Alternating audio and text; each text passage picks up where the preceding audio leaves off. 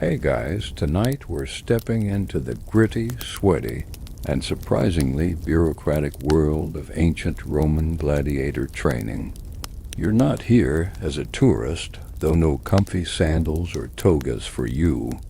No, you've just been marched through the gates of Ludus Magnus, the largest gladiator school in Rome, and from now on, your every waking moment is about survival. The air is thick with dust and the scent of oiled leather. In the distance, you hear the rhythmic thwack of practice swords against wooden dummies and the occasional bark of a trainer correcting some poor soul. It's early morning, but the sun's already baking the stone walls around you. You squint up at the arched entry gate. Above it, the carved words read Gloria Periculum, glory through danger. Comforting. You probably won't survive this dot, so before you get comfortable, take a moment to like the video and subscribe, but only if you genuinely enjoy what I do here. And drop your location and local time in the comments. I love seeing where you're tuning in from dot now. Dim the lights. Maybe turn on a fan for that soft background hum, and let's ease into tonight's journey together. You stand there awkwardly, feet blistered from the march, surrounded by other newcomers, some scared, some resigned, a few clearly deranged. You're not entirely sure how you got here. Maybe you were a condemned prisoner. Maybe you sold yourself into this life out of desperation. Or maybe, and this happened more than you'd expect, you were just in the wrong place when the recruitment wagon rolled through.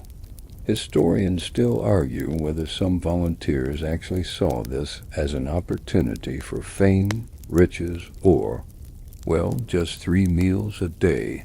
You're quickly shoved into a long queue of other recruits. The school's clerk, a weaselly man with ink stained fingers and a scroll as long as your arm, takes one look at you and snorts. He writes down your name, age, and what you assume is potentially edible in Latin. Then comes the branding. Yes-branding. A hot iron sears your flesh just above the ankle, marking you as property of the ludus. You smell burning hair, then burning skin, and then your own panic rising in your throat. A grizzled old gladiator next to you pats your shoulder and mutters, "That's the easy part." Cool. So glad we're easing into things. Inside the ludus, you're given a tunic, basically an itchy potato sack held together by prayers and string. You're shown a straw mattress, a wooden bowl, and a bucket. You'll figure out what the bucket is for soon enough. Spoiler, it's not wine. Your first look at the training yard palestra, if you're feeling fancy, is underwhelming in the worst way. A massive open square of compacted sand and crushed tile, bordered by colonnades and small practice rooms. The sun beats down relentlessly. No shade, no mercy. It's already crawling with trainees doing drills, lunging with wooden swords, sparring, under the watchful gaze of men who look like they eat bricks for breakfast. One of them, towering, bald, and missing one eye, walks over and grins like he's been waiting for this moment all week. "Doctor," someone whispers, "your trainer." You quickly learn that smiling is a rare treat from him, and it usually means someone's about to cry. He paces in front of you and the other new recruits, like a lion inspecting its dinner. "You are nothing," he says, "but you can become something." You're not sure if that's inspiring or threatening, but the way he grips the wooden staff in his hands suggests it leans toward the latter. Without warning, he gestures to you. Fall. You hesitate. Fall. You hit the ground like a sack of wet laundry. Sand shoots up your nose. Someone laughs. The doctor frowns. Wrong. He demonstrates. A forward tumble. Roll onto the side. Protect the head. Pop back up. He does it like it's choreographed ballet. You try again. It's slightly better. Slightly dot. This is your first lesson. Falling. And not just for show. If you don't know how to fall correctly in a fight, your opponent isn't going to give you time for a do-over. A bad fall can dislocate a shoulder or snap your wrist, and you won't last long with one arm dangling uselessly. After fall drills come the balance exercises. You walk a beam while holding a wooden sword, the weight of a small tree trunk. You wobble like a toddler on ice. The doctor smacks your calf when you slip. Balance is survival, he growls. A stumble is a death sentence. You nod quickly, filing this under new nightmares. And don't even think about skipping training. Gladiator schools had very strict routines. Pliny the Younger once described these schools as more disciplined than legions. You heard that right. More disciplined than Roman soldiers. You spend the rest of the day learning the names of various stances and guards, guardia alta, scutum forward, feet wide, knees soft. None of it feels natural. Your muscles scream in protest. Your hands blister. Your knees ache from kneeling on rough tile. At one point, you wonder aloud if there's like a beginner class. The doctor just stares at you. Yes, he says slowly. This is the beginner class. The advanced class is 6 feet under. Quirky fact of the day, some gladiators were celebrities with fan clubs and product endorsements, literally. Their faces showed up on oil lamps, wall graffiti, and even cheap souvenirs. So if you survive long enough, maybe someone will name their pet goat after you. Dream big, as the sun begins to set. The doctor finally calls an end to the day. You hobble back to your cell. They call it a cubiculum, but let's be honest, it's a cell. Your straw mattress looks like a cloud sent from the gods. You collapse face first, covered in sweat, sand, and something that smells suspiciously like donkey. You sleep like a rock until the next pre-dawn trumpet. And tomorrow, you get to meet breakfast. You wake up to the sharp blast of a horn. It's not a gentle wake-up call. It's more like your bed caught fire and the alarm is yelling move. You sit up fast, instantly regretting it. Every muscle screams like you danced with a rhinoceros. Last night, your straw mattress has left an intricate imprint on your face, and you're almost certain something crawled across your leg while you slept. Welcome to day 2 of your gladiator journey. You don't get time to stretch or complain. You're herded with the others toward the mess area, a covered courtyard where a group of silent kitchen slaves dump bowls onto a long wooden table. The smell hits first. Not bad, exactly, but industrial. You squint into your bowl and see a grayish mush that might once have been barley or cement. You dig in because you're starving, and, well, this is it. This is what passes for a gladiator's breakfast. Barley porridge, sometimes mixed with beans, lentils, or chickpeas.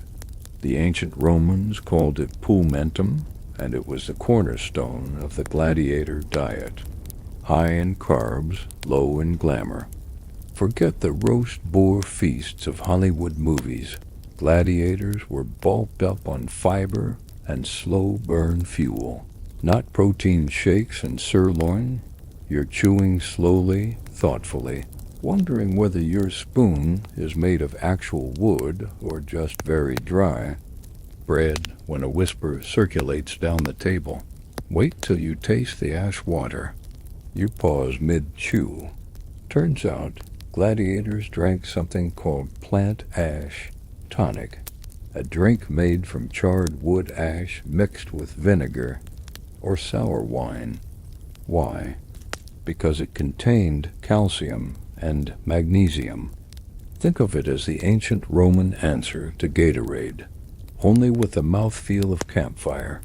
Historians still argue whether the ash tonic was genuinely effective or more of a placebo with a gritty texture, but it was found in their bones. Forensic studies on gladiator skeletons unearthed in Ephesus revealed unusually high levels of calcium. So yeah, you're basically sipping burned sticks for your bones. The doctor walks in as you're trying to wash down your gray mush with vinegar ash juice and claps once. Time to get branded a second time, this time with discipline. You're marched back out to the yard and ordered to line up. One by one, you and the others are presented with a stack of wax tablets listing your schedule and rules. Can't read? Too bad. Learn fast or face punishment. And no, they're not kidding. You spot one unlucky trainee scrubbing tiles with a toothbrush-sized stick for accidentally skipping spear drills yesterday. That's the light punishment, but paperwork matters. Everything in a Roman gladiator school was logged. Injuries, improvements, punishments. You're now a number in a system that feeds the Colosseum with meat, and that system runs on rules. After the breakfast briefing, you're led into the registrum chamber.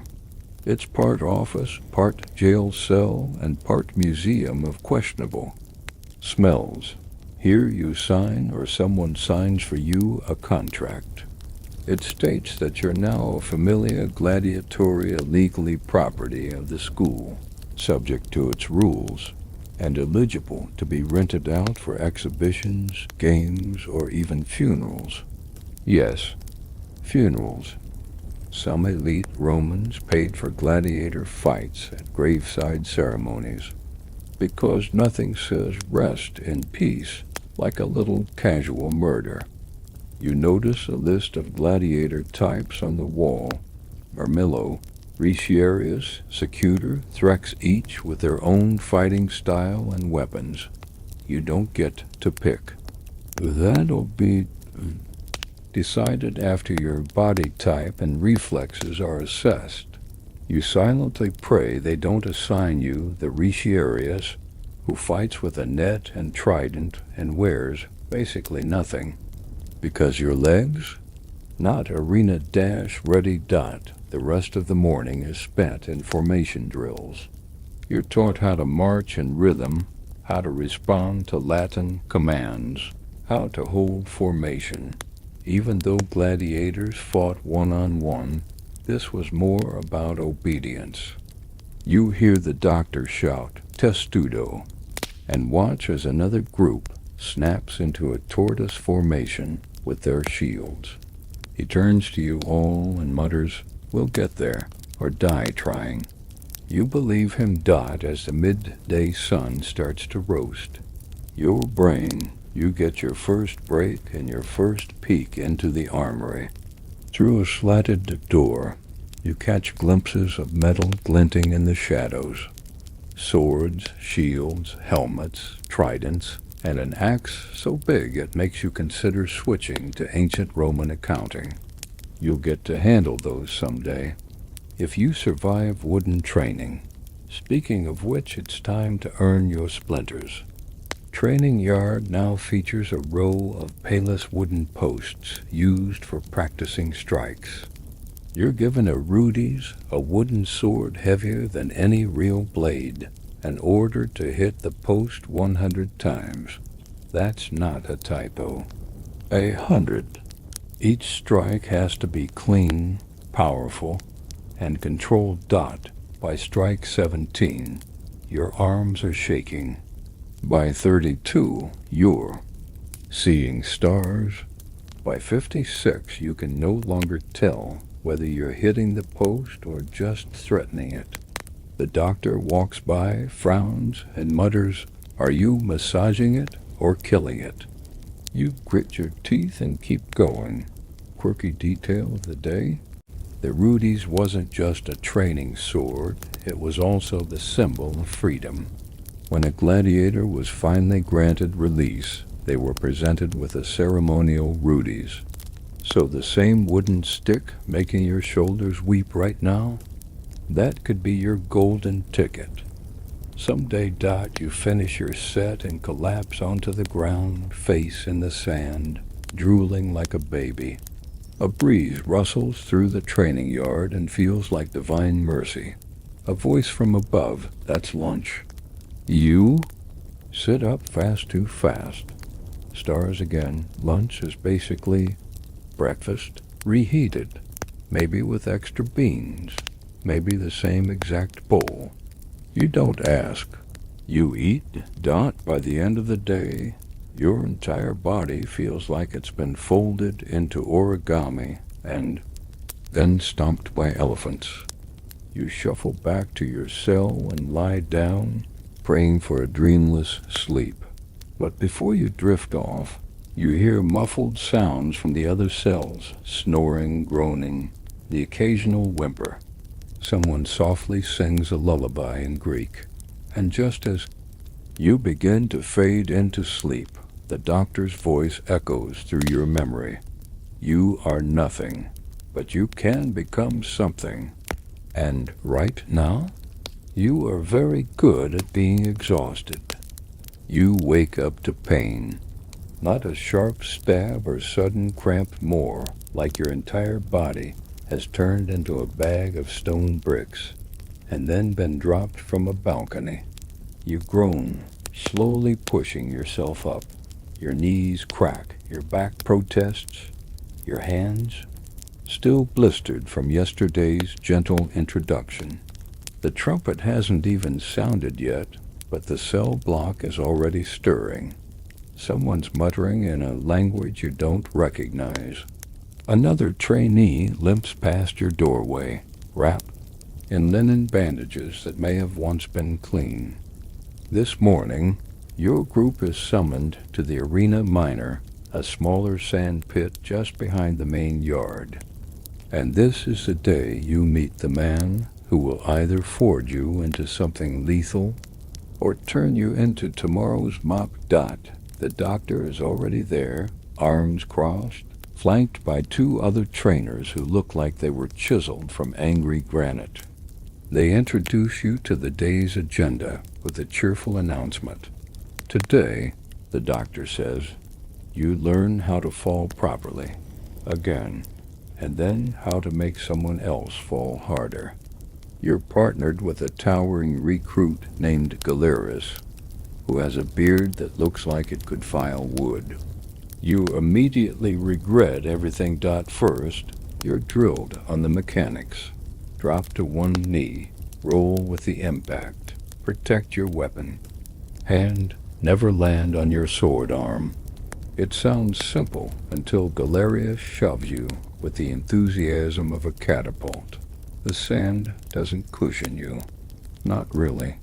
It's coarse and dry, and today you realize it hides more than old bloodstains.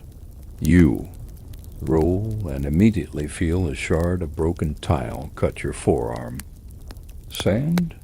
Sure, but also bits of broken pottery, shattered amphorae, and possibly ancient dreams. Gladiator schools reused everything, including building materials.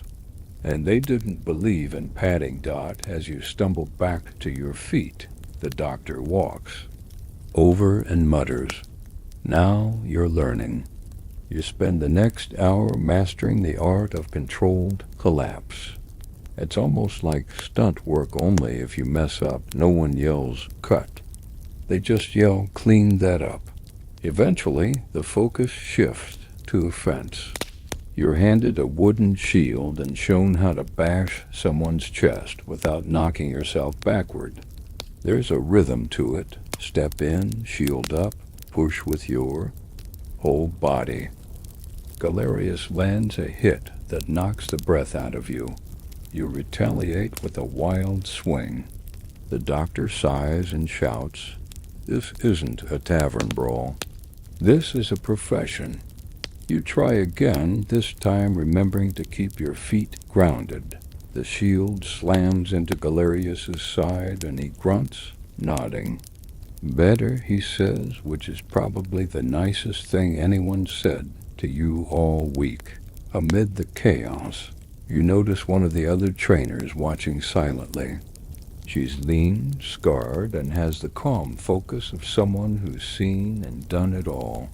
She's referred to only as Vibia, and rumor has it she used to be a gladiator herself, which might seem strange until you remember that women did sometimes fight in the arena.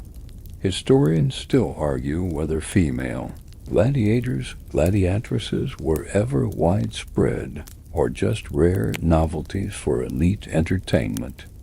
But Vibia definitely isn't anyone's novelty. Mid-morning, you're pulled aside for individual assessment. It's time for the Pastora drill's basic fighting postures. You stand on one foot, squat, twist, and hold a sword overhead for what feels like 2 full centuries. Your limbs shake. Your vision blurs. The doctor walks behind you, tapping your elbows into place. "This is your foundation," he says quietly. Weak foundations fall. You try not to fall between drills. You sneak glances at the more advanced trainees. They're sparring in the central pit with real intensity wooden weapons, moving like blurs, shields clashing, feet kicking up clouds of red dust. They move like dancers, only with more bruises and blood. You wonder how long it'll take before you're allowed in. That ring. Your stomach growls. Your calves cramp.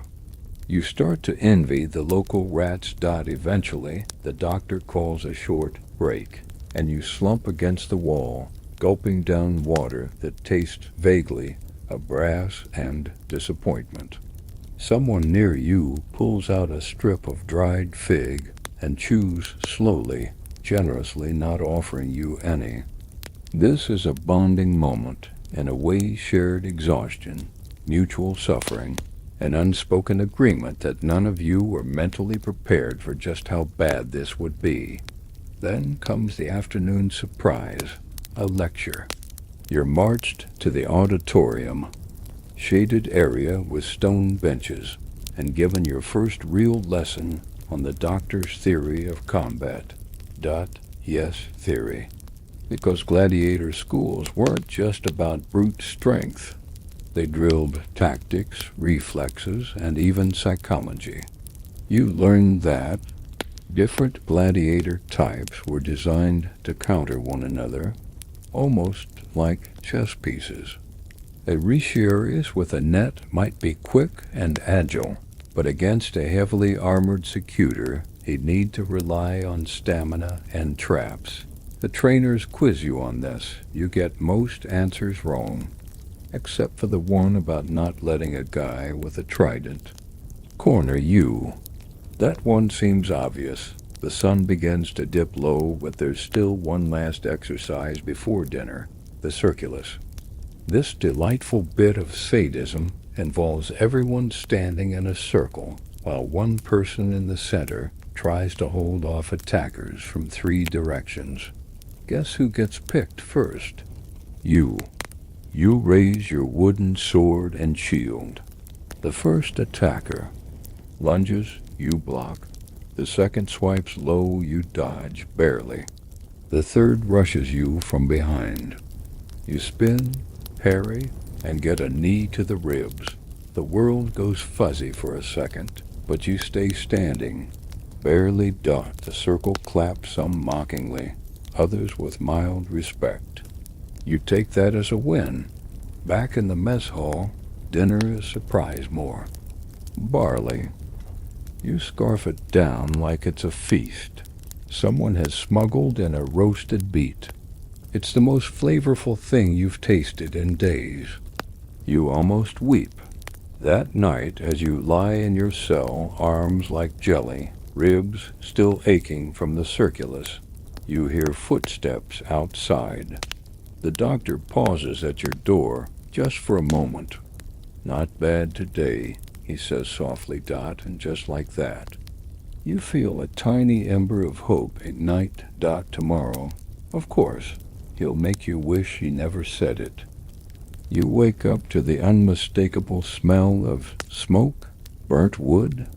No, wait. Breakfast, Dot, your eyes crack open reluctantly. Your body's sore in places you didn't even know had muscles.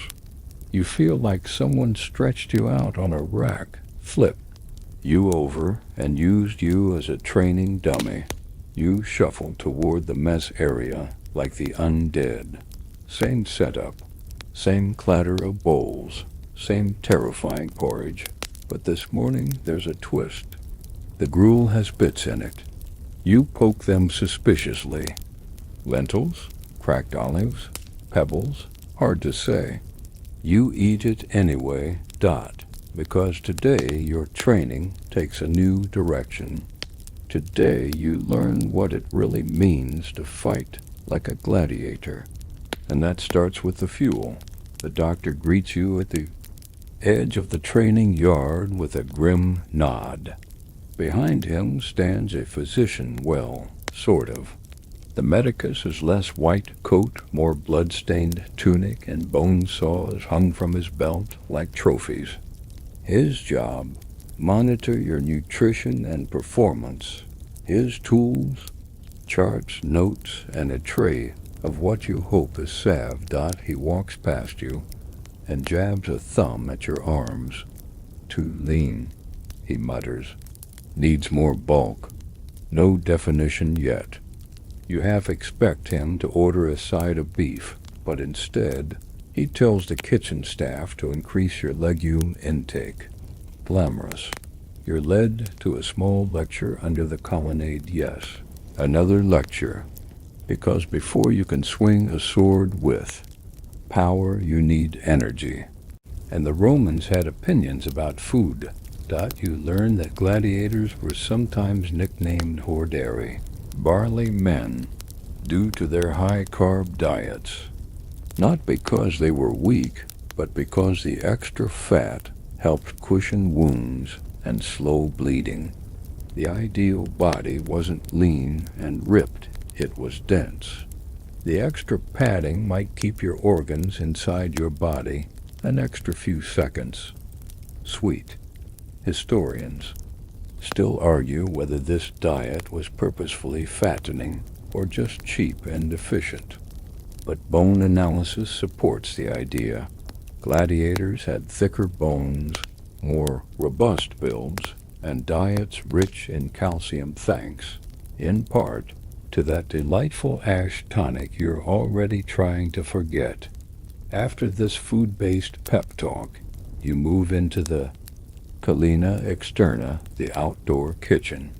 Not to cook, of course. Gladiators didn't cook, but you're here to learn what fuels your fights. A staff member shows you bins of dried legumes, cracked barley, onions, figs, and the occasional fish head. A vat of garum simmers nearby, sending up a cloud of pungent fishy vapor. You try not to gag. Garum, the fermented fish sauce of the Roman.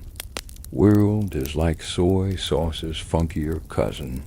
It goes in everything, including, apparently, your porridge. You lean in to examine one of the bins and notice something odd. A pile of dried rose petals. For seasoning, for dot ambience, wound dressing, the medicus says. Boil them down, mix with vinegar and honey. Slap it on infections, or just pray. Charming Dot, your break ends, and it's time for afternoon drills. But today the focus isn't movement, it's endurance. And nothing tests endurance like the millstone run. You're lined up beside a heavy wooden yoke slung across 2 buckets filled with sand. The goal? Carry it around the yard 12 times without spilling. If you do, you start again. It's like a Roman Tough Mudder, minus the fun and merch tent. You hoist the yoke onto your shoulders and instantly feel your spine file a complaint. The buckets sway. You start walking. Slow, steady, painful dot around lap 4. Your legs are jelly. By 7, you're hallucinating a fig tree that cheers you on. By 10, you want to lay down and let the sun consume you. You finish at 12 with one bucket slightly lower than the other and vomit dangerously close to your sandals. The doctor says nothing, just marks something on a wax tablet and moves on. Quirky detail of the day? Some gladiator schools use lead, weights hidden inside tunics during training to build extra strength.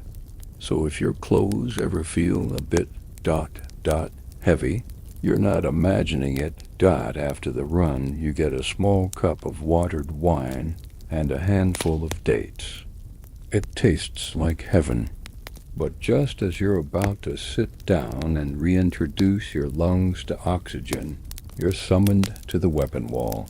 The trainers lead you through a catalog of pain. Spears, short swords, glady, curved blades, and heavy maces. You're told to pick up each one, swing it once, and put it down. This is a test. They're watching how you move, your grip, your stance, how fast you recover. You struggle with the mace. It's like swinging a sack of bricks on a stick, but the short sword feels okay. Not natural, exactly, but manageable. It's balanced, solid, a little intimidating. Like a friend who probably knows how to do tax fraud. The doctor watches silently, then grunts. Murmillo, maybe. You don't know what that means yet, but it sounds better than corpse. You end the day with cool-down drills, which is generous because it mostly involves more falling. You're too tired to be angry. You fall. You roll, you groan, you get up. Dinner is a lukewarm barley and bean stew. You eat every bite. You even scrape the bowl. You even eye someone else's. That night, lying on your scratchy mattress, you feel something strange. Not pride, not strength. Something deeper, stamina. The creeping realization that maybe you're not completely broken yet, that you close your eyes, sore but strangely satisfied. You dream of lentils chasing you with tiny swords. The 5th trumpet blast of your life, inside Ludus Magnus, sounds sharper than usual. Or maybe your ears are just more tender now. Either way, you're up before your legs agree, and you wobble through the morning mist toward the yard, your body. Now a catalog of permanent aches. This morning's special, weapon drills with wooden blades. You spot the Rudies lined up again, the same oversized wooden swords you thought were just for show. Turns out they're your new best frenemy. Today the doctor is less bark, more blade. He points at you and says, "Time to learn how to fight, without hurting anyone, ... yet." You think that sounds like a break ... It's not. You're told to pair off. Guess who gets Galerius again? Lucky you. You both pick up your Rudies. It's shaped like a gladius, but heavier, almost comically so. Every swing feels like dragging a tree branch through a pool of syrup. But that's the point. Wooden swords in training are heavier than the real thing. meant to build up the muscle you'll need when the real iron hits your palm. First, you work through the basics: slash high, stab low, pivot, withdraw, then faster, again and again. The fee. Doctor circles the group, correcting grips, smacking shins, and throwing in the occasional cryptic proverb like, "Your sword is an extension of your failure." You think he means arm, but you're not about to ask. Galerius, ever the helpful tank of a man, swings with a little too much gusto. Your shoulder takes a solid whack, and you stumble back. He grins. That was a compliment. Great. You resume, sweat dripping into your eyes, muscles burning. Sand flies, swords clash, shields scrape. You're learning the choreography of combat, not wild flailing, but practiced strikes. Every move has a purpose. Draw your opponent. In, mislead them. Exploit an opening. You think of all those gladiator movies you've seen where guys spin their swords like circus performers. The doctor would skin them alive. Fancy gets you dead, he mutters as a showy trainee does a spin that ends in a pratfall. You break briefly for water warm and slightly metallic and sneak a glance at the senior trainees. They're working through paired combat routines, simulating specific matchups: Marmillo versus Threx, Secutor versus Retiarius. Their movements are tighter, faster. The sand under their feet doesn't even have time to settle before the next move begins. Historians still argue whether these practice routines were strictly enforced or more fluid like dance duels. But either way, the point is clear. No matter how wild the actual fight gets, you drill the same sequences over and over, until your body moves before your brain catches up, and you're starting to feel it. A rhythm dot until the doctor throws a surprise. Close your eyes. You hesitate. Everyone does. Then the staff sweats your calves until your eyes are shut tight, and you're forced to continue sparring guided only by instinct, sound, and sheer. Panic dot, it's exactly as fun as it sounds. Galerius roars something unintelligible and lunges. You sidestep too early and get clipped in the ribs. You wheeze. He apologizes, sort of. You swing back and land a solid hit to his thigh. Progress? Maybe dot by mid-morning you're all ordered to gather around a raised platform where a trainer displays a broken wooden sword. He explains how to use the rudies as both a tool and a symbol. Real gladiators, when freed, were awarded as ceremonial rudies to carry forever, marking their escape from combat life dot. So when you swing this heavy, splinter-prone club each day, you're not just training, you're rehearsing for a freedom that might never come. Cheery thought. Next comes footwork. You're made to run the perimeter of the arena while stepping over obstacles, rocks, rope coils, deliberately placed piles of old sandals. This seems silly until you remember that in a real fight, slipping on anything means death. Then comes the combat dummy, a wooden post with sandbags for limbs. You practice parrying, pivoting, and lunging. You get about 10 solid hits before one of your blisters bursts and the sting rockets up your arm like lightning dot. No one offers sympathy. They do offer more drills. Quirky tidbit of the day: some gladiator schools hired mimes or stage actors to help fighters rehearse exaggerated death scenes for the crowd. You haven't reached the drama unit yet, but you're pretty sure your fall from yesterday will get rave reviews dot as you sit for your noon meal surprise. It's barley again. You overhear a grumble from one of the older recruits. No fish again. You learn that some gladiator diets included salted fish when sponsors were feeling generous. It added protein and, more importantly, flavor. Today you get a single olive. You savor it like it's cake. After lunch, it's time for the dreaded duo drills. You and Galerius face off again, but this time with rules, 5 moves each, no full. Contact, announce your intentions. It's like combat charades. Overhead slash, shield bash, retreat step, except Galerius doesn't say his last move. He just sweeps your legs out, you land flat, coughing up sand. The doctor watches and nods. Lesson: not everyone plays fair. Get up. You do.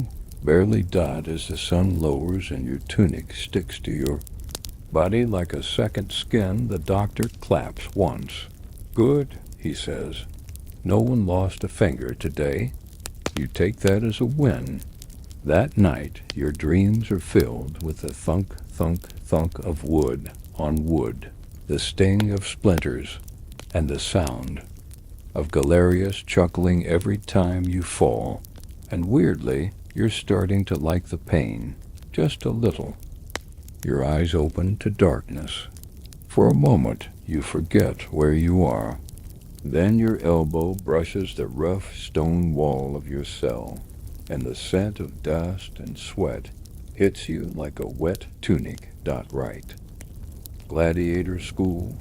You sit up slowly, muscles aching from yesterday's wooden sword marathon. The trumpet hasn't sounded yet, but your body's internal alarm is already on edge. You hear footsteps outside early risers heading to the latrine, or maybe just unable to sleep on straw stuffed with mystery. When the day officially begins, you file out into the training yard and stop. The sand looks different, darker, rougher, and somehow more evil. You scoop a handful and rub it between your fingers. This isn't regular sand. It's coarse, gritty, and flecked with reddish shards. One glints like glass in the morning sun. The doctor approaches behind you and growls.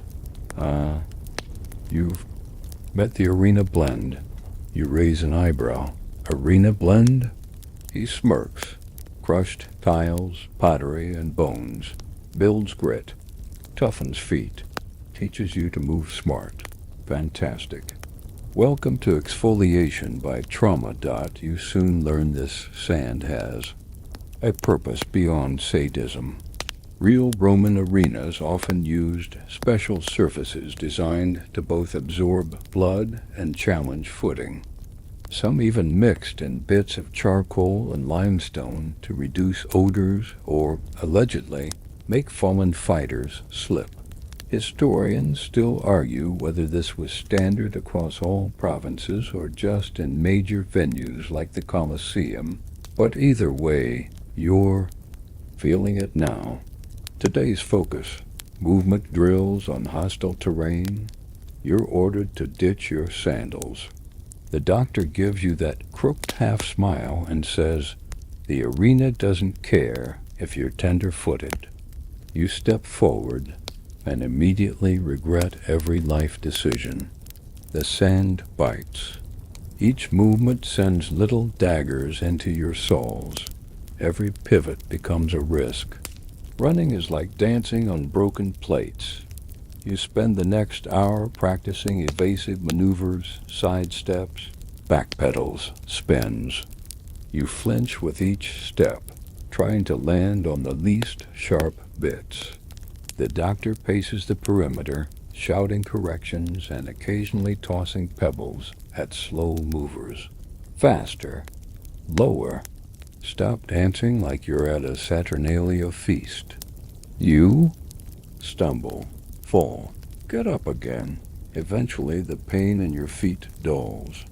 Or maybe your nerve endings are quitting their jobs, quirky tidbit?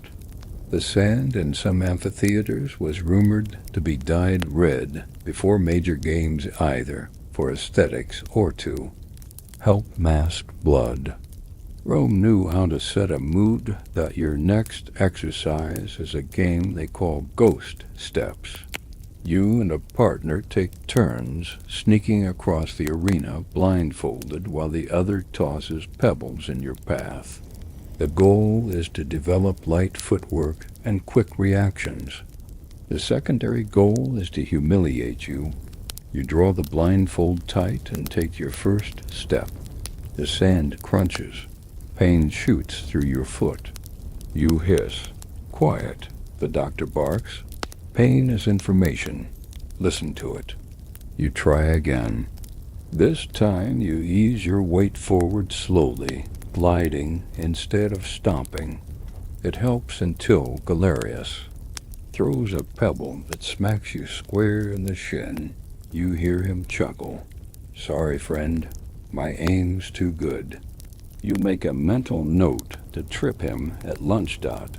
After the ghost steps comes the balance beam, a wide plank laid over uneven stones with the delightful addition of slick oil rubbed onto the surface.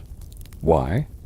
Because if you can stay upright here, you'll stay upright in a real fight on wet sand, blood-slick floors, or the unpredictable chaos of the arena that you watch several trainees slip spectacularly. One guy does a mid-air cartwheel and lands with his tunic around his ears. Your turn.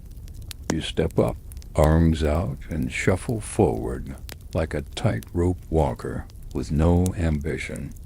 Your feet scream with each shift, the splinters from the plank digging into your already abused soles. But you stay up for 5 seconds, then a pigeon flies overhead. You flinch, and gravity claims you. You fall hard. The doctor claps once, which is somehow more insulting than actual yelling. After a few more rounds, you finally make it across, sort of. You skid the last half-meter and land in a crouch. Galerius nods at you. Progress. You nod back, grinning. Despite the sand in your teeth, midday brings a rare treat, an herbal foot soak. You sit on the stone bench, feet in a trough of warm water infused with sage, and something that smells like mint gone wrong. The medicus grunts approvingly as he inspects your soles. 3 cuts, 2 blisters, and a pebble embedded in the arch. You're learning. Great. You're learning to suffer professionally. While you soak, the doctor gives a short talk about the importance of footwork. He tells a story about a famous gladiator, Flamma, a Syrian fighter who refused freedom 4 times and became a legend. According to the doctor, Flamma once won a match against a larger opponent purely by maintaining perfect movement in uneven sand. You try to imagine that kind of mastery feat gliding effortlessly over shards and dust, dodging death by millimeters. You also imagine a future where you can walk without wincing. That one feels less realistic. After the soap, the final exercise of the day is mock evasion. You're placed in a marked circle and told to avoid 3 other trainees for 30 seconds. Without leaving the ring or falling, you last 12. Galerius nearly clotheslines you, and you eat sand for the 5th time today. But you get up, breathing hard, grinning through your grit-covered teeth. You're getting a taste of what this life demands, not just strength or skill, but toughness. The kind of toughness that builds one slow, agonizing step at a time. Dinner? That night is, predictably, more porridge. But there's a handful of nuts thrown in. A reward, maybe? Or a mistake in the kitchen. You don't question it. You eat every crumb that night in your cell. You lie back with your feet elevated on a rolled-up tunic, staring at the ceiling, feeling every tiny cut and bruise and exquisite detail the arena sand has claimed its first layer of your skin, but not your spirit, not yet. You no longer awake with the start. There's no need.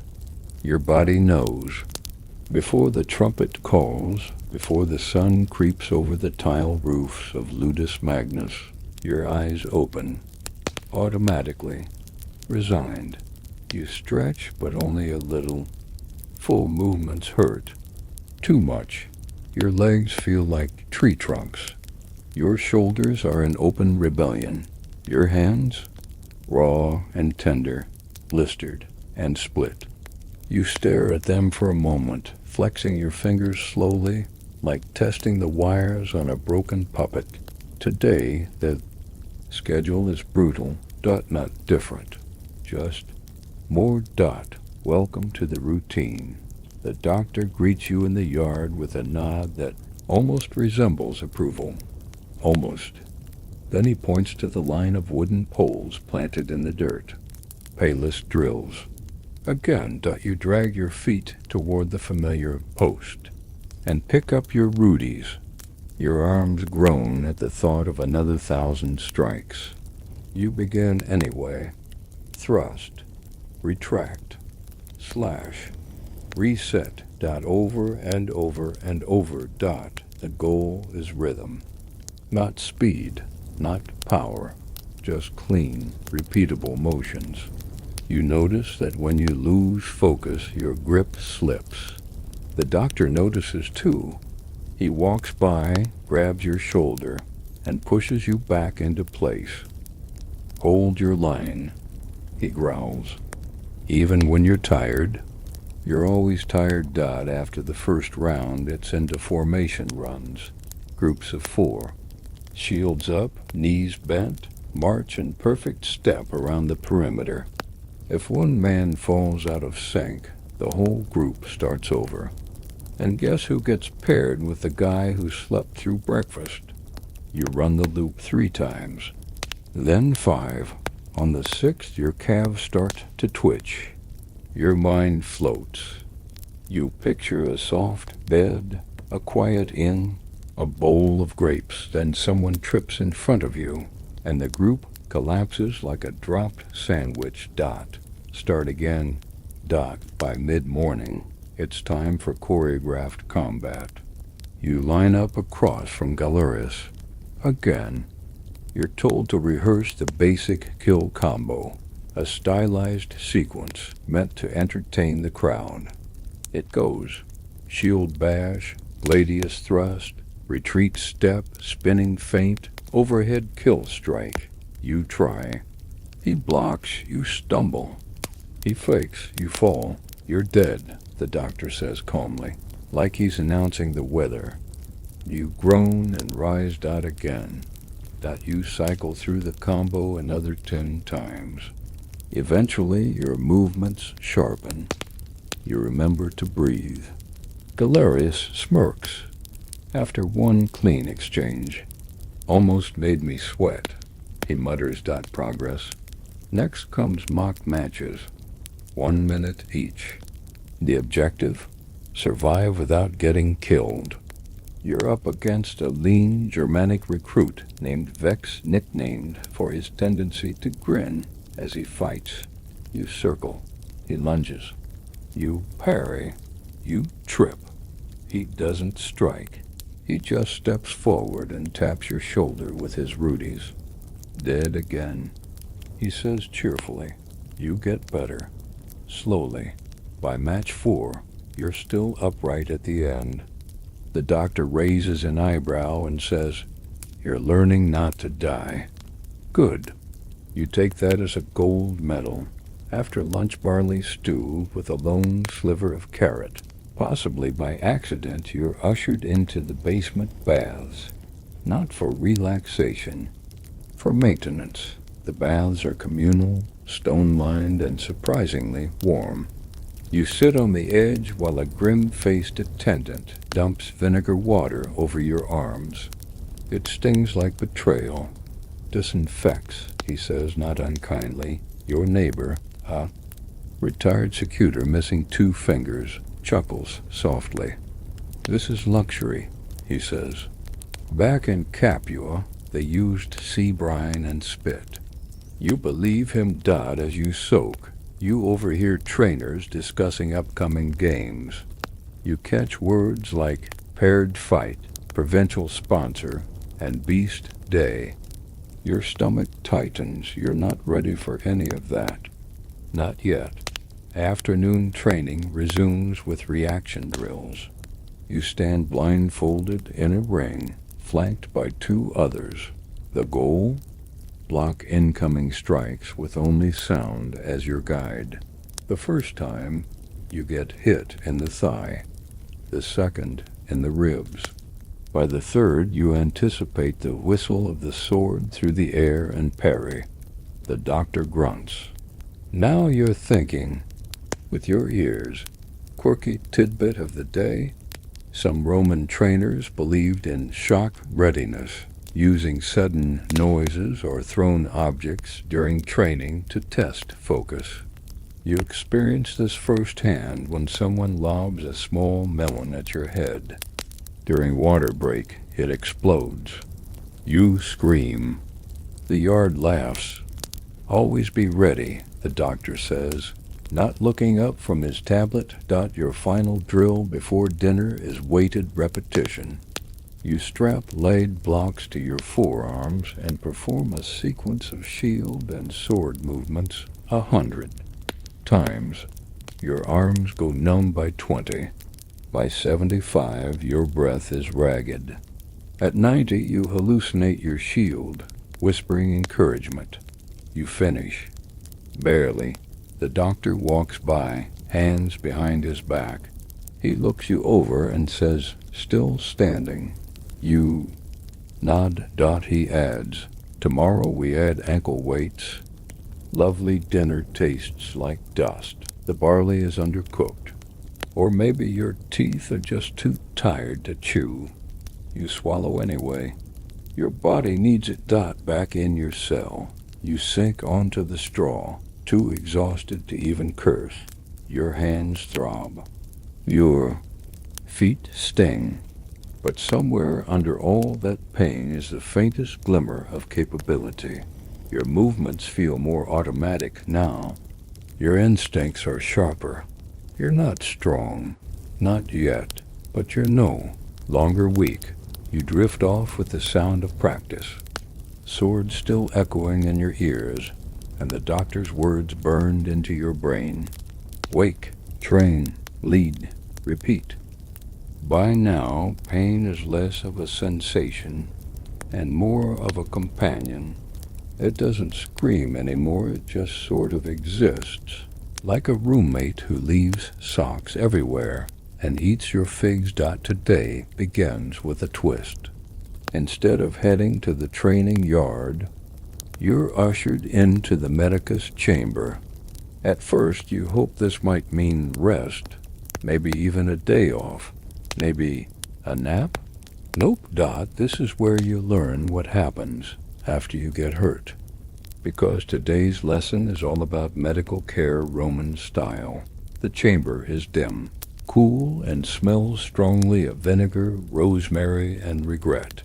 Shelves line the walls, stacked with jars of herbs, crusty bandages, and bones, human bones, you're pretty sure. A small fire burns in the corner beneath, a brass pot bubbling with something thick and brownish. The medicus, a stout man with a wild gray beard and zero. Bedside manner grunts as you enter. Sit, strip, breathe. You obey, half out of fear, half because your tunic is already soaked with yesterday's sweat. He starts poking at your shoulders, muttering Latin phrases under his breath. He pauses at a bruise the size of a loaf of bread forming on your ribs and raises an eyebrow. Galerius? You nod. He snorts. Typical.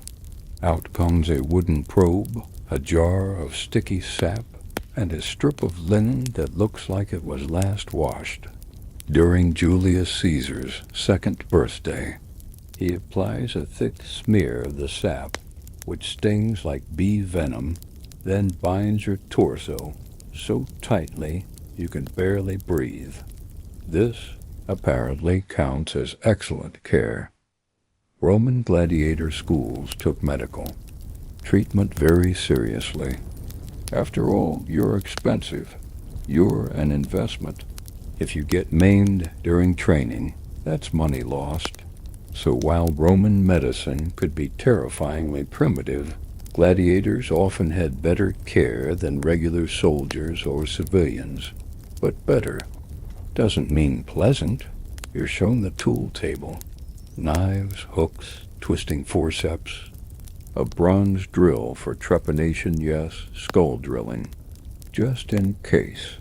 You gulp. Then the medicus brings out a bowl of beetroot paste and starts mixing it with honey and vinegar. You ask what it's for. Wound healing, he says. Also keeps the flies away. Mostly flies. You start to worry about how close your wounds are to that bubbling pot in the corner. The one that now smells oddly like old garlic and something. By composing. He hands you a salve made of lard and pine resin and says to rub it into your wrists after training. Keeps the inflammation down, he says. Also good for cooking. You decide not to ask. A few of the other trainees are already on beds, stone benches with straw pads. One has a dislocated shoulder being yanked back into place with a loud pop. Another is being stitched up with catgut while chewing on a chunk of stale bread to avoid screaming. You try not to look. The quirky tidbit of the day? Some gladiators received prosthetic limbs after serious injuries. One famous example is a gladiator grave showing a man with a bronze leg. Whether it actually functioned or was ceremonial, historians still debate. But either way, it beats bleeding out in the dirt. After this charming tour of ancient healthcare, you're dismissed right into sparring drills. Of course, today's challenge, limited weapon combat. You're given only a wooden shield no sword and told to survive 60 seconds against a fully armed opponent. Galerius naturally. You duck, block, bash. You take a hit to the shoulder that makes you see stars. But you last the full minute, mostly by running in circles. Then the roll switch. You're given a Rudy's, but no shield. Suddenly you feel naked. Galerius presses forward, and you realize how much protection that slab of wood actually offered. You take a hit to the hip and go down hard. Dead, the doctor announces, unceremoniously. You groan and limp back to the line. During water break, someone collapses. The medicus appears instantly, pressing 2 fingers to the guy's throat, then ordering a cold water splash and a honey and vinegar drink. Apparently, this was the ancient Roman go-to electrolyte solution. No electrolytes, just pain and vinegar. The fallen trainee stirs, mutters something, and sits up. You don't die until you've been paid for, the medicus says flatly. Lovely motto. After drills, you return to the medicus one more time for a lecture on battlefield. Medicine. He shows how to cauterize wounds using hot metal, then uses a pig's leg to demonstrate. The smell is unforgettable. He explains that serious wounds are always a risk, even in practice. That's why all gladiators learn how to bind wounds, stop bleeding, and carry each other off the field.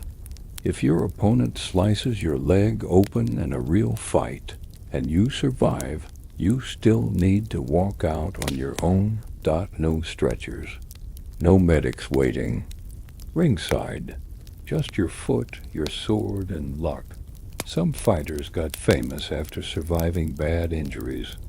One legend tells of a fighter who continued to win matches with a half-paralyzed arm, holding his shield with a strap and using sheer rage to land blows.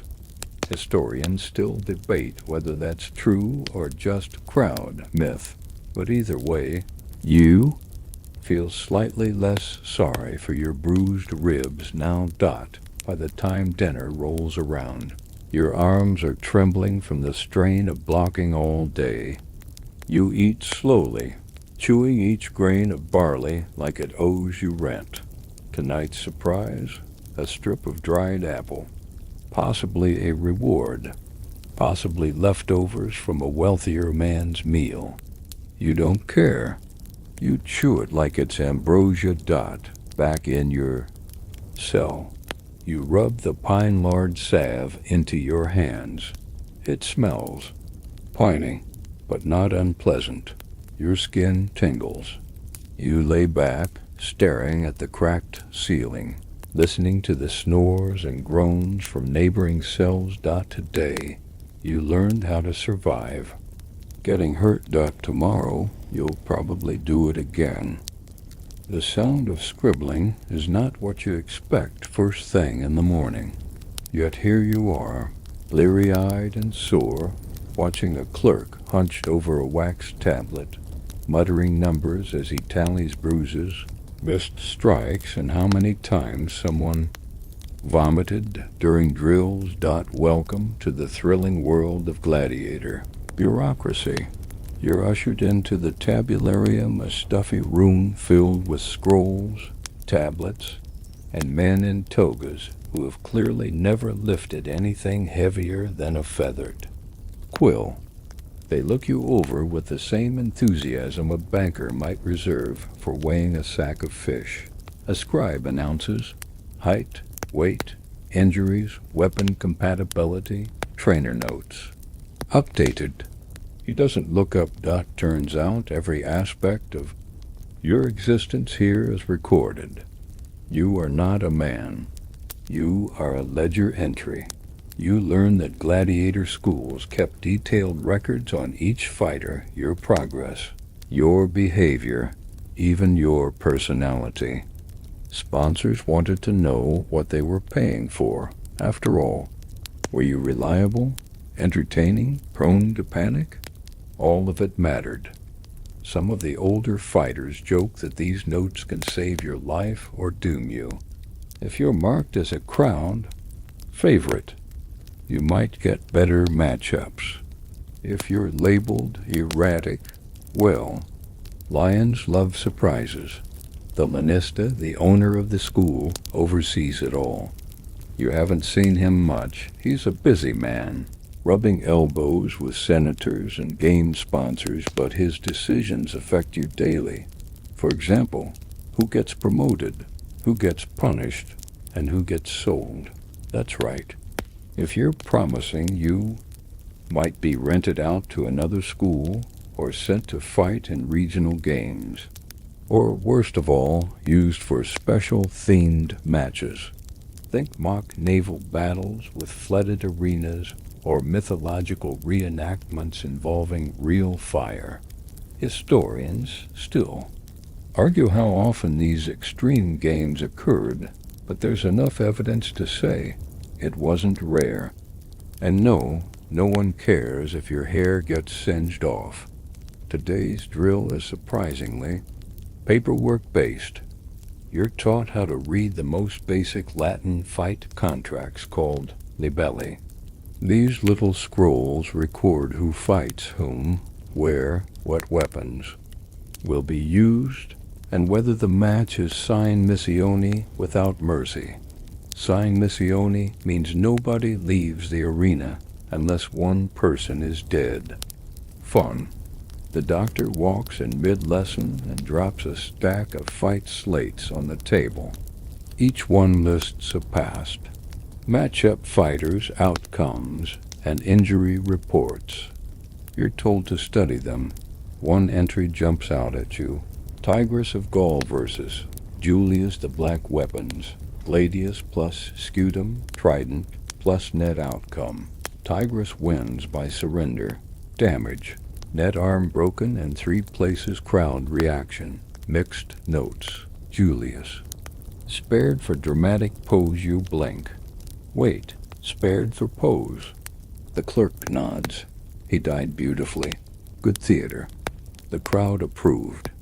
So now you need acting skills and armor. Great. Quirky tidbit. Some gladiators practiced signature death. Poses arms outstretched, one knee down. Weapon falling dramatically just in case the moment came. Certain poses were so popular they ended up on pottery and street art. Even in death, branding mattered. You're also taught the ranks. Not all gladiators are equal dot at the bottom. You have the novicious rookies like you. No fanfare, no special. Treatment dot, then come the veterani, battle-tested fighters with scars to prove it. They get better food, better equipment, and sometimes even fans who send them gifts. One older fighter named Marius receives fruit every week from an anonymous admirer. He shares nothing. Not even a grape dot at the top are the primus palus, the elite. Legends. These are the men, and sometimes women, who bring in the big crowds. They have stage names, stylized armor, and even merchandise. Little clay figurines of famous gladiators have been found all across the empire. I imagine being immortalized as a 3-inch statue. Dreams dot, but rank also affects your survival. High-rank fighters are too valuable to kill casually. Novices, expendable. You're given a wax tablet with your name, weight, class, and current assessment. Novitius, low aggression, needs endurance, good footwork. You stare at it for a while. Low aggression. You sulk dot after the classroom session. You're sent to the quartermaster's den. It's time to measure you for armor. Not the good stuff, not yet. Just the basics. Greaves for your shins, a leather belt, a padded tunic, and a small bronze shoulder guard. None of it matches. None of it fits dot the quartermaster eyes your head, and hands you a helmet that's slightly dented and smells like old goat. Close enough, he says. You test it out. It almost stays on. When you shake your head dot progress dot you ask about custom armor. He snorts. Survive 3 matches. Then we'll talk. The afternoon is devoted to contract drills. You and a partner simulate a scripted bout from an old slate. You're assigned the role of the loser. Great. You're told to fall convincingly on the 4th exchange. You swing, block, circle, then stagger backward as delivers a perfectly timed strike to your side. You spin, crumple, and land in a glorious sprawl. The yard applauds. Even the doctor nods dot, then says, "Now do it again. More blood." You smear some red ochre on your tunic and repeat the routine. 10 more times dot by the end, you've died more often than a Roman senator's campaign promises dot evening falls. The sun glows orange over the tiled rooftops. You sit beside the water trough, arms aching, sipping from a cup of sour wine cut with herbs. It tastes foul. It tastes familiar. You lean back and stare at the sky. You've learned how to fight. You've learned how to bleed. And now you're learning how to matter. A gladiator wasn't just a warrior, he was a brand. The shouting hits you first, not the barked commands of the doctor, or the usual clatter of wooden swords. No, this is different. Roars, chants, echoes of 100 voices. bouncing off stone walls like thunder trapped in a bottle. You're not. In the arena, but today you hear it. You're led, with a dozen others, to the auditorium, a colonnaded space that overlooks a nearby training amphitheater. It's not the Colosseum, but it's built the same way, stone seating, rising around. Central sand pit. You peer down and see two fighters circling each other, weapons gleaming in the morning light. One is fast, wiry, carrying a trident and a net. The other is bulkier, shield raised high, sword at the ready. The moment the net flies through the air, the crowd explodes. You flinch. This isn't training. This is performance. Today's lesson? Understanding the crowd. The doctor walks behind you as you watch, speaking low but clear. The arena doesn't care how skilled you are. The crowd decides who lives and who dies. You glance at the audience, mostly townsfolk, a few wealthy patrons in better togas, one man who appears to be juggling grapes and betting loudly on the outcome. They want drama, the doctor continues. They want pain. They want spectacle. He gestures to the sandpit. Watch. Below, the fighter with a net tangles his opponent's legs. The crowd cheers, but instead of finishing the kill, he backs away, lets the man rise, then charges again. The sequence repeats 2, 3, 4 times. Every near miss earns another cheer. This, the doctor says, is how you become memorable. You nod slowly. You get it now. Skill is good, but showmanship is survival. And here's the worst part. It works. The crowd doesn't want to see perfection. They want drama, flaws, recoveries, moments that feel real, even if they're rehearsed. Historians still argue whether some fights were staged, completely more performance than combat. But one thing's certain. Crowds loved blood, and they loved emotion even more. Quirky detail? Some emperors rigged fights to spare or kill fighters based on personal whims. One popular gladiator was sentenced to death by Commodus simply for receiving louder applause than the emperor himself. Talk about insecure leadership. After the match ends, with the net fighter winning by pinning his opponent and making a big show of seeking mercy, the doctor turns to your group. Now you try. Wait. What? You're marched down into the same sand pit, heart hammering. A few stragglers from the crowd remain, casually watching like it's free theater. You're paired with Galerius. Of course, you're given specific instructions. Don't win, just perform. Make it dramatic. Make it believable. Make them feel it. The audience, such as it is, leans forward with interest. The match begins. You circle, you jab, you block. Then Galerius swings high. You duck, tumble backward intentionally, and sprawl across the sand. The crowd gasps. That felt good. You roll to your feet, grimacing in theatrical pain. You clutch your side like something's broken. It's not, probably, and raise your weapon with shaking arms. More cheers. This is ridiculous. This is kind of thrilling. Galerius lunges, you twist, your sword clatters from your grip, and you dive for it with a groan that's 90% acting and 10% pulled hamstring.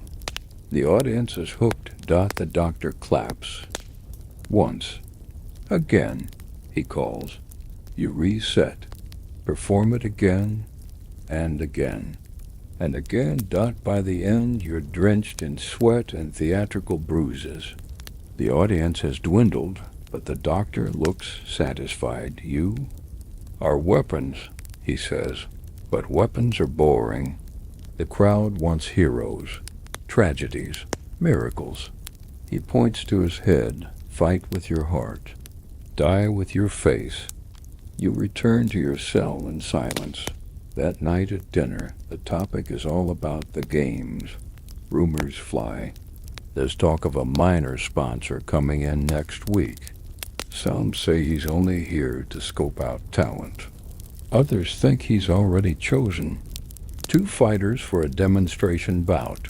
One trainee, a wiry man named Felix, looks pale. He wants fresh blood, Felix mutters. They want a kill. You don't ask if he means to give or receive it. The next day, the doctor begins teaching. Gesture drills. You think he's joking at first, but no, he's dead serious.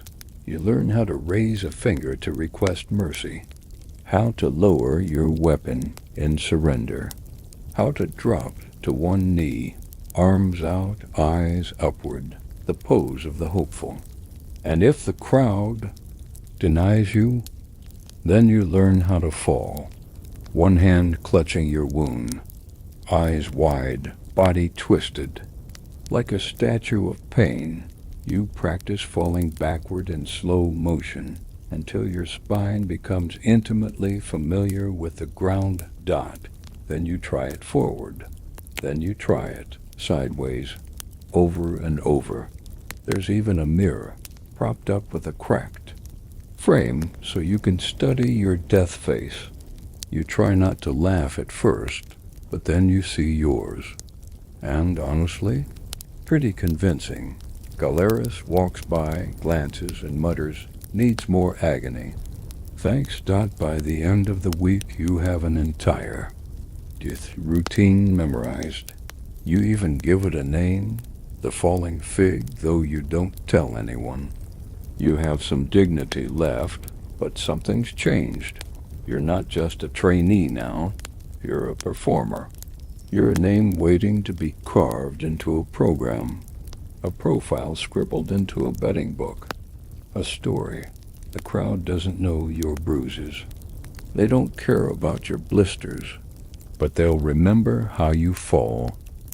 You think you're in trouble at first. The doctor calls you out by name, the name he uses for you, which is probably not your real one anymore, and points toward a side chamber off the main yard. It's quiet there, dark, dusty, smells faintly of iron and leather inside. A row of props lines the walls, shields with broken edges, bent helmets, wooden weapons with splinters the size of daggers, and a stack of padded training dummies in various states of disrepair, some slashed open like deflated sausages. Then you see it, the stage weapons, today's lesson, the art of not actually killing anyone, at least during rehearsal. Stagecraft, you're handed a dulled sword. Not wood, real metal. Blunted but heavy. Solid. The doctor stands in front of you, holding a matching blade. This is for rehearsals, he says. It must look like death, but no blood. No accidents. You nod. He swings. Hard, you barely. Raise your shield in time. This, he grunts, is the most dangerous part of your training, because you'll forget it's not real. You spend the morning practicing the death sequence, the same set of moves from yesterday's choreography, but this time with real weight and no margin for error. Every misstep could mean a broken wrist or split lip. You and Gladiator run the drill 20 times. He's cautious, you're twitchy. On the 9th run, your blade grazes his shoulder. Not hard, but enough. He turns, eyes narrowed. Don't get clever, he growls. Don't lean into it, you shoot back. The doctor separates you. Save it for the real crowd, he mutters. You rehearse missed strikes, the wide swings that whoosh past the opponent's ear. You learn to angle your body just right so it looks like contact. A shoulder twist here, a stagger there. One trainee throws himself into the dirt so dramatically that you wonder if he used to be in Roman theater. Spoiler, he was. His name's Silenus, former actor. Sold himself into the games after a scandal with a senator's wife. Classic Dot, he coaches you, adjusting your movements mid-stumble. No fall like your soul's leaving your body. Yes, but slower. Pretend you want the gods to notice. Silenus teaches you how to scream believably. It's not from the throat, it's from the gut. Make it sound like betrayal. You practice, you start to understand. This isn't just about survival anymore. It's about believability. Because the audience can be cruel. If they think you're faking it, they boo. If they think you're weak, they laugh. But if they feel it, they fall in love with your death. Quirky tidbit? Roman amphitheaters sometimes hired musicians to play during fights, pipes and drums that would swell dramatically as a fighter fell. Some arenas even had trapdoors that opened beneath the defeated. Instant vanishing act. Very impressive. Very permanent. Historians still argue whether some of these tricks were used often or just for high-end games, but either way stagecraft was real. Dot. By midday, you're running double-speed death drills, choreographed sequences with random interruptions. The doctor shouts changes mid-fight. Now you lose your sword. Now he trips. Now you die, but slowly. You adapt. You stumble. You scream. You collapse with flourish. Galerius even gives you a slow nod once after a particularly dramatic role. You almost feel proud. Dot. Then comes the real test. You're taken to the obscurum, the shadow ring, a small, enclosed arena under the training yard. There's no sunlight. Down here, just torches and damp stone. It smells like mold and rust and other people's panic. Dot. The doctor stands at the center, holding 2 full-weight gladi. He tosses one to you. This is not for practice, he says. This is for presence. You blink, you won't strike me, he continues. You'll convince me. He squares his stance. You have 1 minute. Make me believe you're dangerous. You step forward slowly. He doesn't move. You faint. He doesn't blink. Dot. You growl. You lunge. He parries with the casual grace of someone slicing cheese. Dot. You stagger back. He's not even winded. You're dancing, he says. Not fighting.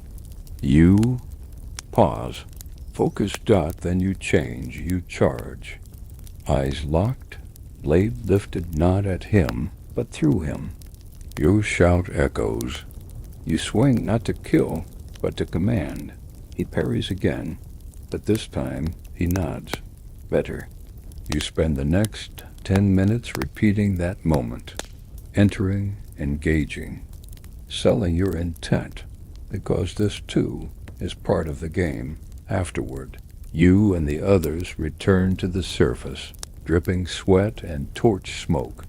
You slump beside the water trough, gulping like a sponge. Silenus sits beside you. You know, he says, picking at a fig, I used to die in tragedies. On stage, always so elegant. You look at him. This is better, he shrugs. Here, if you die well, you might live. You nod. That night, you lie on your straw mattress, sore and bruised but alive. You stare at the ceiling, practicing your death face. You try a look of sorrow, then defiance, then peace. Dot. Just in case, because when the day comes, and it will come, You won't just need to fight. You'll need to die beautifully. Section 12. You wake to silence. No trumpet, no barked orders, no footsteps echoing off the stone floors, which, after nearly 2 weeks of being shouted awake, is somehow more unsettling.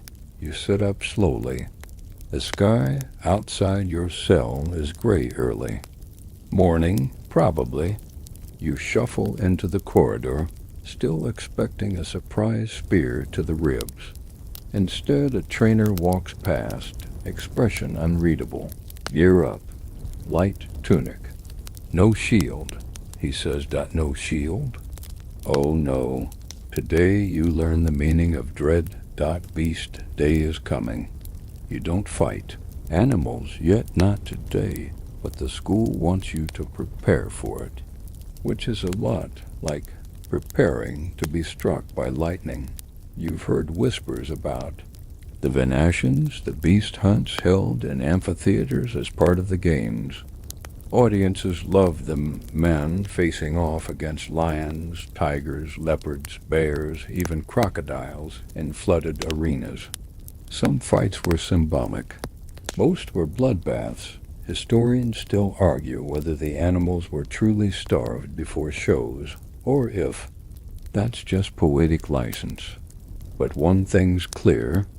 Once the gate opens, the animal isn't thinking about your rehearsed fall pose. You're herded with your cohort into the lower training pit.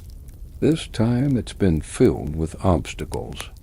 Wooden barriers, short pillars, makeshift trees, and climbing ropes. A miniature jungle. You are not here to fight, the doctor says. You are here to survive. You glance around. Everyone looks tense. Even Galerius is chewing his lip. Most of you will never face a beast, the doctor continues. But if you do, your sword means nothing if you cannot move. Your first drill is a sprint course. Over barriers, under nets, dodging swinging sacks of sand meant to simulate claws. You run, vault, dive, and roll until your lungs burn and your knees are bloodied. Then come the rope climbs. You get halfway up before your grip gives out. You fall into the sand with a thud. Dead, a trainer mutters. Again. Next, the pouncing pole. A trainee in a lion pelt, really jumps out from behind a barrier and charges. You're supposed to react, evade, climb, feint. He lunges. You scream. It's not graceful. You get better after a few tries. You learn to read the lions, posture, to anticipate the fake growl, to pivot on one heel instead of turning your back. The doctor stops you mid-drill. Never turn your back to a beast, he says. That's not bravery. That's surrender. You nod, still catching your breath. Then he adds, unless you're baked. Helpful. During a short break, Salinus shares what he's heard from an old veteran. Sometimes they use flamingos, just to confuse the crowd. Beautiful birds, terrified fighters. You blink. That can't be real. Oh, it is, he says solemnly. Pink feathers, bloody sand, very artsy. Quirky detail of the day. Some shows staged mock hunts with exotic animals purely for entertainment. Elephants with painted armor, ostriches in harnesses, even monkeys trained to throw tiny spears. Historians aren't sure how much of it was real versus exaggerated, but ancient graffiti doesn't lie. Apparently, flamingo fights were a thing. You don't want to fight a flamingo, or anything else. After lunch barley again, with a few bits of dried fig, luxury. You're brought to the cage yard. This is where the animals are kept before transport to the big arenas. You don't see anything today, just the scent. the pungent, metallic stink of fur, blood, and fear. It hits you like a slap. You edge closer to a wooden crate and hear a deep, slow exhale from inside. Heavy, rhythmic breathing real the trainer. Taps the crate. Tiger, he says. 3 years old, fast, doesn't like loud noises. You back away. You're then taught about the beast master's cues, silent hand signals used to manipulate animal movement during staged events. Sometimes they direct the animal away from a favored fighter, sometimes toward a disposable one. You start to wonder how many of those signals you don't know yet. Then, Doctor pulls out a spear, not for you, for him. He demonstrates stances, how to hold the weapon low, how to keep your center of gravity, how to never take your eyes off the beast's front legs, because that's where the movement starts. If you wait for the mouth, it's already too late. You watch, transfixed, as he walks through each motion, slow, silent, precise. This is a different doctor, not just a trainer. A survivor. He turns, spear resting against his shoulder. You will likely never defeat a beast, he says, but you can outlast it. The afternoon ends with partner drills. One plays the beast, the other the evader. You and Galerius take turns. He chases with a snarl, bounding over obstacles. You scream, roll, climb. Then you switch. You try your best animal impression. He laughs halfway through and you nearly tackle him. Work on your roar, he says, wiping dust off his chest. You collapse beside him. Breathless. Evening comes quietly. No applause. No audience. Just the wind through the yard and the soft snorting of animals behind closed doors. At dinner, the conversation is hushed. One of the veterans, Marius, has been summoned for an upcoming show in the Colosseum. A real match. Against a real leopard. He doesn't say much. Just eats slowly, staring into his bowl. Before lights out, you see him praying silently in the corner of the barracks, fingers tracing a pendant around his neck. Not for glory. Not for victory, for a painless end.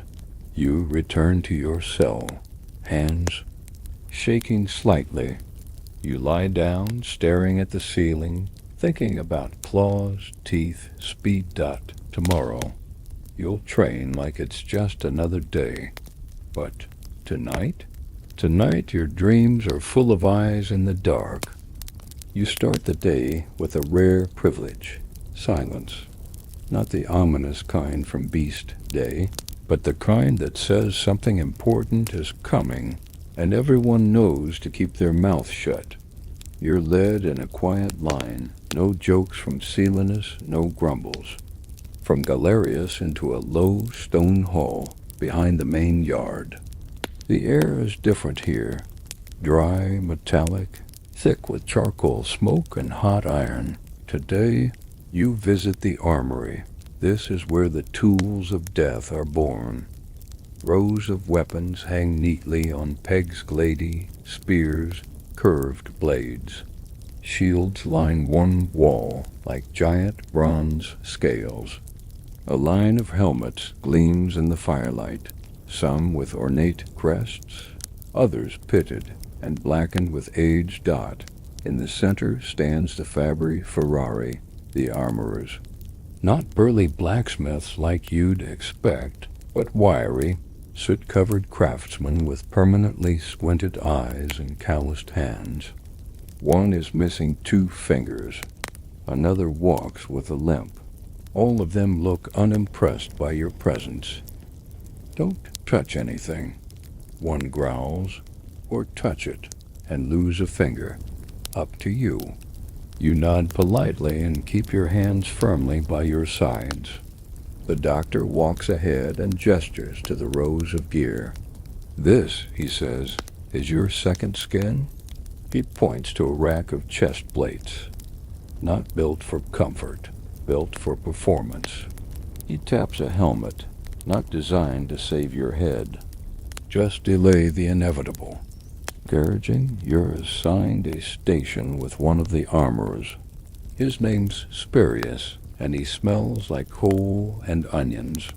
He sizes you up with a glance, mutters, "Long neck, narrow chest, probably a Threx," and begins rummaging through a pile of discarded armor parts. You learn that Gladiator armor isn't one size fits all. It's pieced together, adjusted, reshaped. Even the elite don't get perfect symmetry. This isn't parade wear, it's functional survival cosplay. Spurius hands you a mismatched set of greaves, one bronze, one iron, and starts hammering the edge of a cracked shoulder guard while whistling off-key. Sparks fly. You try not to inhale too deeply. As he works, he grumbles about every fighter who thinks they're a bloody peacock and requests plumes or stylized masks. "You're not in a play," he mutters. "You're in a meat grinder." But the appearance still matters. Some armorers carve subtle designs into the metal sunbursts, lightning bolts, even animals, not just for flair, but for identity. The crowd doesn't chant for the guy with the dented helmet. They chant for the leopard, the stormbringer, or the bronze hound. Quirky fact: some gladiators became so recognizable by their armor that fans would wear miniature versions during games. Like ancient merch, there's even evidence of graffiti praising specific fighters with doodles of their signature helmets, and slogans like, "He lives because the gods favor him, and he fights like a lion, even when he bleeds." Once Spurius finishes bending a chest plate into something roughly human-shaped, he slams it down in front of you. Try it. You slip it on. It pinches in 3 different places, smells like burnt wool, and weighs more than your hopes and dreams combined. Perfect dot, then come the helmets. You try one with a narrow slit visor. Immediate claustrophobia. You try another with a wide opening. Spurius shakes his head. Too pretty. You'll lose an eye in 10 seconds. He finally settles on a slightly warped, open-faced helmet with a cracked plume holder. It doesn't wobble. That's the bar. The doctor strolls by, inspects you, and grunts. "You look like a recruit." He says you're not sure whether to thank him or apologize. Then comes weapons. You're directed to the weapon wall, where racks hold blades of varying shapes and sizes. Short swords, glady, curved saké, long hasta spears, tridents, daggers. You're allowed to handle each, under supervision, to find your match. You pick up a gladius. It feels good, familiar. Balanced. You try a curved sika. The weight distribution throws you off. You try a trident. Immediately drop it. Galerius tries an axe and smiles like he's found religion. The doctor takes notes. The armorers whisper.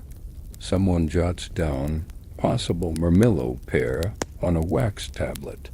You learn that pairing isn't random. Each fighter is cast like a character in a play. Your armor, your weapons, even your name, they all serve a larger story.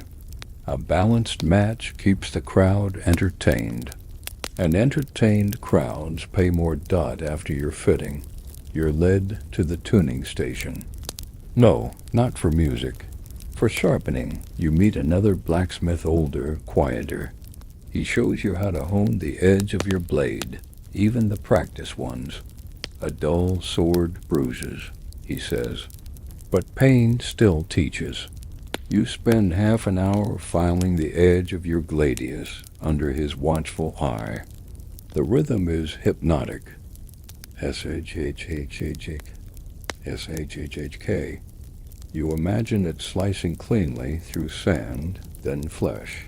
You don't flinch. You've changed dot by late afternoon. You're sweating through your tunic in the heat of the forge, but your gear is finally yours. It's scratched, dented, and about as glamorous as a bucket of bricks, but it's yours.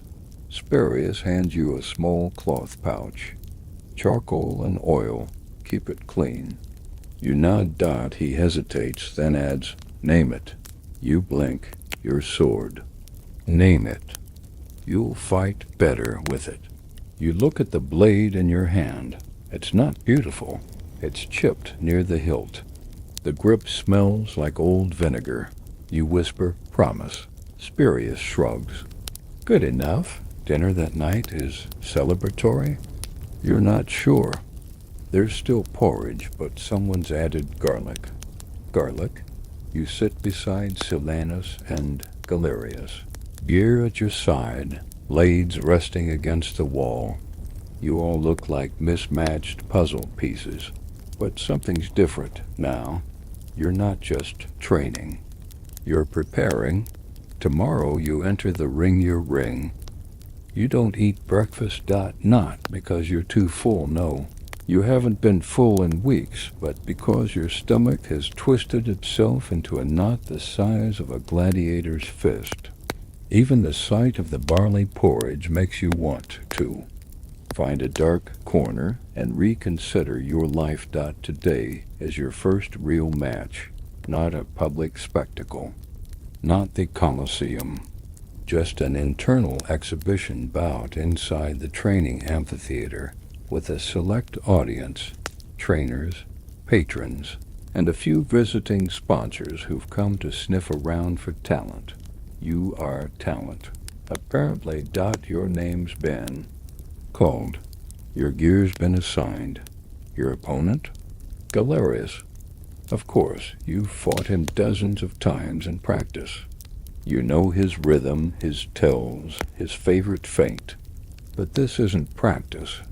This time the swords are metal, blunted mostly, but still very much capable of splitting your scalp if someone gets too excited.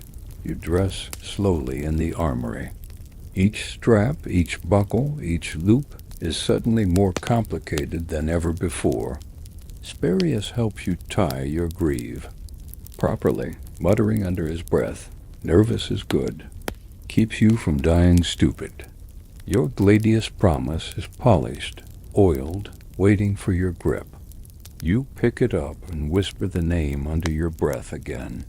Promise. You step into the holding corridor behind the arena gate. The light from the sand pit ahead glows gold. You can hear the crowd murmuring, shuffling, chatting. One voice rises with a laugh. Another calls out a name, Galerius's name. You take a breath. You smell sweat, leather, dust, and the faint tang of old blood ground into the sand. The gate creaks open. You step into the arena. The noise doesn't hit you all at once. It rises slowly, like a wave of curiosity. This isn't a roaring crowd of thousands, but even 100 eyes feel like 1,000 when they're all watching you. You scan the faces. A few bored nobles, a merchant picking his teeth, 2 women whispering behind fans, and in the front row, the lanista watching with that distant, calculating expression that says he's more interested in the outcome than the effort. Across the ring stands Galerius. He's already in position, holding his sword low, shield angled just so. His face is unreadable. You nod to him. He nods back. Not warmly, not coldly, just professionally. The doctor raises a hand from the sideline. Begin. You move. The first exchange is fast. Too fast. He swings high. You block. He pivots. You step back. Sand kicks up. You feel it sting your calves. You reset. The second exchange is slower, more deliberate. You circle, he follows. You try the move you rehearsed yesterday, a low, faint twist / upward. He anticipates it. He blocks dot, then counters, slamming his shield into your shoulder with a force that sends you staggering back. The crowd likes that. You catch your footing and grin despite yourself. Okay, time to fight. What follows is a blur of movement. Your training kicks in, not thought reflex. Each strike, each parry, each dodge flows from the muscle memory burned into your bones over weeks of endless drills. You take a hit to the thigh, not deep, but enough to make you stumble. You land. A blow on his shield that sends him reeling. He grins now, too. The doctor's voice echoes across the pit. Make them care. You realize he's not talking about the trainers. He's talking about them, the sponsors, the eyes in the front row, the hands ready to sign contracts, to select names for real matches, real arenas, real deaths. So, you change. You start to perform. Breathe heavier, louder. You stagger in ways that look worse than they are. You sell your pain. You swing wide, then snap back with precision. The crowd leans in. You feel them leaning in. Quirky fact? Some gladiators hired poets to write songs about their victories to be sung in taverns after matches. You wonder if this moment is worth a song. Probably not yet. Maybe a small chorus. Hilarious lunges. You sidestep. He overcommets. You bash his ribs with the pommel of your sword. He drops to one knee. You raise your blade. The crowd tenses. Now you choose. You could kill him, end the match, fall into the dramatic finish you've practiced. Or you lower your sword. You offer your hand. Galerius looks up, blinks, and takes it. The crowd claps. Not thunderous applause, but not silence either. Respectful, approving. The doctor gives you a look, hard to read. Then the smallest nod. You leave the ring together, breathing hard, sand clinging to your legs, promise still warm in your hand. Back in the holding corridor, Galerius claps your shoulder. Smart finish, he says. You made them watch. You smile. Later that night, the doctor calls you to his table. He hands you a sealed wax slate. On it is your name, scratched in block letters. Assessment updated, he says. Ready for exhibition games. You stare at the wax. Then up, at him. That's it? He shrugs. You didn't die. That's a start. You walk back to your cell in silence, fingers still clutching the slate. You didn't win gold. You didn't win freedom, but you won something far more important in the ludus. They noticed you. The days blur now. You wake, train, spar, fall, rise. The routine has carved itself into your bones. You move without thinking, eat without tasting, sleep without dreaming. Your body is a map of bruises and calluses. Your mind, sharper than ever. You are no longer a trainee. You are a gladiator. Today, the doctor calls for silence before drills. His voice carries across the yard with a tone that still makes your spine straighten. A patron has requested a private bout, he says. No crowd, just witnesses, real weapons. You glance at the others. A few go pale.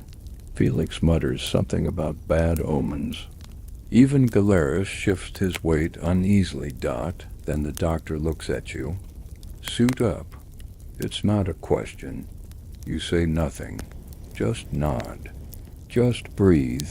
You walked to the armory.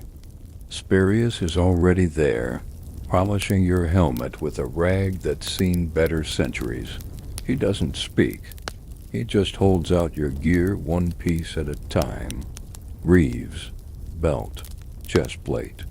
The helmet still dented, still yours.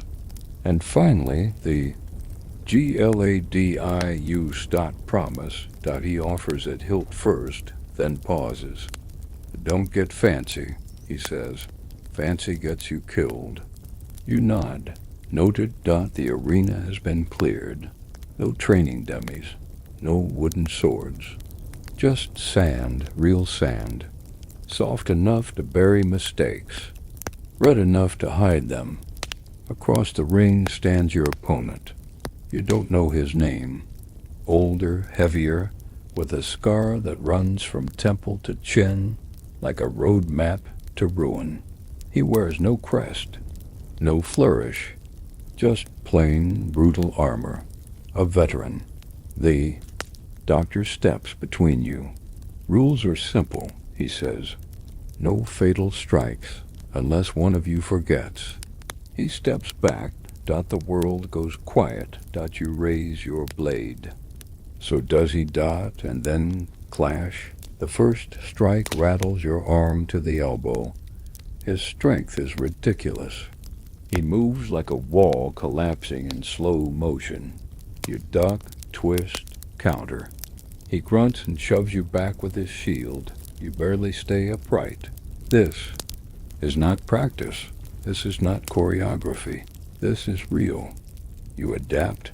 You remember your training, your footwork, your balance drills, the endless hours with Galerius, the death poses, the evasion patterns, the sound of the doctor shouting, "Move your feet or move to the grave." You move. You score a hit his thigh, just a graze. He answers with a blow to your shoulder that makes you stumble. You drop to one knee. The breath leaves your lungs. You hear the veteran say, "Stay down." You rise anyway and smile. The fight drags on. 10 minutes. 15. You lose count. Sand sticks to your sweat. Blood drips from your chin. One of your greaves is loose. Your fingers cramp around the hilt of your sword, but you're still there, still. Fighting. The doctor calls a halt. His voice cuts like a blade. Enough. The veteran lowers his sword first. Nods. Good footwork. You nod back. Your chest heaves. The patrons say nothing. But you feel at their eyes, measuring, calculating, deciding. You're escorted back to the barracks. No celebration. No announcement. But later, the doctor finds you. He tosses a wax tablet on your cot. Your name is etched cleanly into the top, followed by 2 simple words. Illegible. Public match you. Stare at it. This is what you've been training for. The Colosseum. The real sand, the real crowds, real danger, and maybe real glory, but also no mercy. Quirky tidbit of the day. Some gladiators begged for fights to be with mercy cum mission, especially in front of merciful emperors, or when crowds were sympathetic. But others chose sine mission, craving the risk, the all or nothing. You wonder what kind of man you'll be. That night, you sit alone beside the water trough. You whisper to promise, just a name, just a blade, just a pact between you and the gods. You think of everything, the branding, the bruises, the beast drills, the falling fig, the laughter, the fear, and you know now fully, deeply what it means to fight in the sand. You're not just muscle, you're theater, you're risk, you're a story. And tomorrow, win or lose, you'll write your next chapter in blood and sweat and roar. But for now, you rest, you breathe, you wait. And so, as the torches burn low along the stone corridors of Ludus Magnus, and the last murmurs of the day fade into silence, your body finally lets go. The aches no longer matter. The sand no longer bites.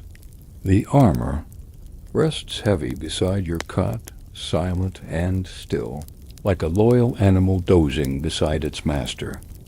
Outside, the night breeze drifts through the training yard, carrying with it the scent of iron, oil, and dust. Somewhere far off a dog barks. A cart rolls over cobblestones. A trader calls out in a dream, but within these walls there is peace. Not soft peace, not warm blankets and lullabies, but the peace of purpose, of knowing who you are and what you were forged for. The fire in your muscles cools. The rhythm of the fight quiets. Your mind slows its spinning dot, and the arena, the chaos, the glory, the fear, it all fades behind the gentle hush of the night. You lie still. You breathe. The stone beneath you is cold, but familiar. The darkness isn't empty. It holds your story now. Every scar, every swing, every grain of sand you've fallen into. You made it. You survived. For tonight, that's enough. Sleep now. Warrior. Tomorrow will come. But not yet. Not yet. End of script. Sweet dreams.